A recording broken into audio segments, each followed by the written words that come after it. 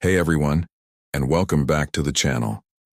Today we're diving deep into one of Earth's most fundamental processes, how rocks melt to form magma. You see, it's not just about getting hot, it's about getting hot enough.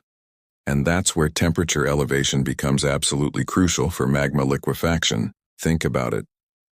Earth's interior is a fiery place, but even with all that heat, not everything is molten all the time. For rock to transform from a solid, stable state into that bubbling, flowing liquid we call magma, a very specific set of conditions, primarily involving a significant rise in temperature, needs to be met. It's like trying to melt an ice cube. You need to actively increase its temperature above freezing point for it to turn into water. The same principle applies to rocks, but on a much grander geological scale. So why is this temperature increase so important? Well, rocks are made of minerals, and each mineral has a specific melting point. It's not just one magic number, it's a range. To melt a rock, you need to elevate its temperature past the melting points of its constituent minerals. If the temperature isn't high enough, the rock simply remains a solid, no matter how much pressure is on it or what other conditions are at play. It's the primary non-negotiable factor. There are a few main ways Mother Earth achieves this critical temperature elevation. One of the most common is through what we call decompression melting. This happens when hot mantle rock, already at incredibly high temperatures, rises towards the Earth's surface. As it ascends, the pressure on it decreases.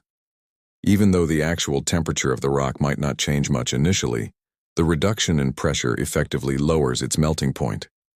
It's like a boiling pot of water at sea level versus on a mountain peak. Water boils at a lower temperature higher up because of less atmospheric pressure. For rocks, this decrease in pressure, while maintaining high temperatures, allows them to melt. It's a bit counterintuitive, but the fundamental relative temperature increase above the now lower melting point is still the key. Another crucial mechanism is flux melting, often associated with subduction zones. Here, one tectonic plate dives beneath another.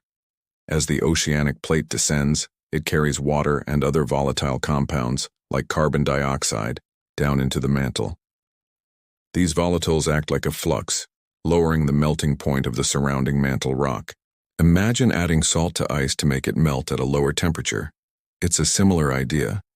Even if the temperature isn't rising dramatically in absolute terms, the addition of these volatiles makes it effectively hotter relative to the new lowered melting point of the rock. This allows magma to form where it otherwise wouldn't. Again, the effective temperature elevation relative to the melting point is what drives the process. Then, there's the more straightforward method, heat transfer melting. This occurs when extremely hot magma intrudes into cooler crustal rock. The intense heat from the rising magma is transferred to the surrounding solid rock, raising its temperature past its melting point and causing it to melt. This is like putting an ice cube in a hot drink. The heat from the drink transfers to the ice, melting it. This process contributes to the diversity of magma compositions we see, as different types of crustal rock melt and mix with the intruding magma. So, in essence, whether it's through decompression, the introduction of volatiles, or direct heat transfer, the core principle remains the same. The rock must experience an effective temperature elevation that pushes it beyond its melting point. Without this critical temperature increase, the rock remains stubbornly solid. And we wouldn't have volcanoes, new crust forming at mid-ocean ridges, or the incredible geological activity that shapes our planet.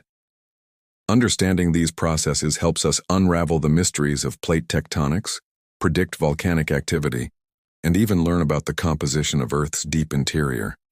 It's a fantastic reminder of how dynamic and alive our planet truly is. I hope you enjoyed this deep dive into the fascinating world of magma formation. If you learned something new, please hit that like button, share this video with a friend, and don't forget to subscribe for more exciting educational content about our amazing Earth. Thanks for watching, and I'll see you in the next one.